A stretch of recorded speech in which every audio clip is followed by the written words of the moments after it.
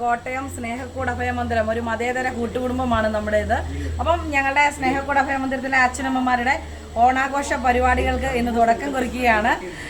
ഇന്നലെ മുതൽ ഞങ്ങൾ ചെറിയ രീതിയിൽ സ്റ്റാർട്ട് ചെയ്ത് വെച്ചു.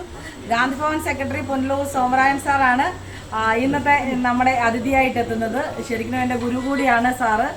അപ്പം ഇന്നത്തെ ഈ ദിവസം സാറ് നമ്മുടെ സ്നേഹക്കൂട് അഭയമന്ദിരത്തിലെ അച്ഛനമ്മമാർക്കൊപ്പം ഓണം സെലിബ്രേറ്റ് ചെയ്യാനായിട്ട് എത്തുകയാണ്. അപ്പോൾ ഞങ്ങൾ ഇവിടുത്തെ അച്ഛനമ്മമാരുടെ ചെറിയ ചെറിയൊരു ആക്ടിവിറ്റീസും പാട്ടുകളും ഒക്കെ ആയിട്ട് ഞങ്ങൾ നിങ്ങളുടെ മുന്നിലേക്ക് കുറച്ച് നേരം ഞങ്ങളെ ഒന്ന് സഹിച്ചാൽ നമ്മുടെ ഇവിടുത്തെ അച്ഛനമ്മമാരുടെ പാട്ടുകളും വിശേഷങ്ങളും ഒക്കെ നിങ്ങൾക്ക് കേൾക്കാം.